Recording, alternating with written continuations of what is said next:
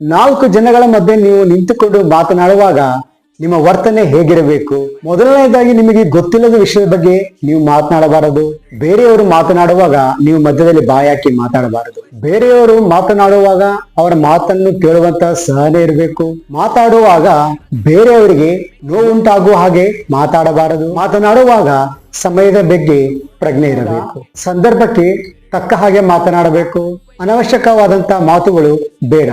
ಮಾತಾಡುವಾಗ ನಿಮ್ಮ ಮಾತು ಸ್ಪಷ್ಟವಾಗಿರಬೇಕು. ಮಾತನಾಡುವಾಗ ಬೇರೆಯವರ ಪ್ರತಿಕ್ರಿಯೆ ಹೇಗಿರುತ್ತದೆ ಎಂಬುದನ್ನ ನೀವು ತಿಳಿದುಕೊಳ್ಳಬೇಕು. ಮಾತುಗಳು ವಾದ ಮಾಡಿದಂತಿರಬಾರದು.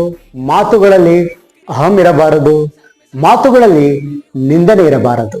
ಮಾತನಾಡುವಾಗ ಹೃದಯ ಶ್ರೀಮಂತಿಕೆಯಿಂದ ಮಾತನಾಡಬೇಕು. ಮಾತನಾಡುವಾಗ ತಿಳಿಹಾಸ್ಯದಿಂದ ಮಾತನಾಡಿ. ಮುಖ್ಯವಾಗಿ ಮಾತನಾಡುವಾಗ ಆತ್ಮವಿಶ್ವಾಸದಿಂದ ಮಾತಾಡಿ.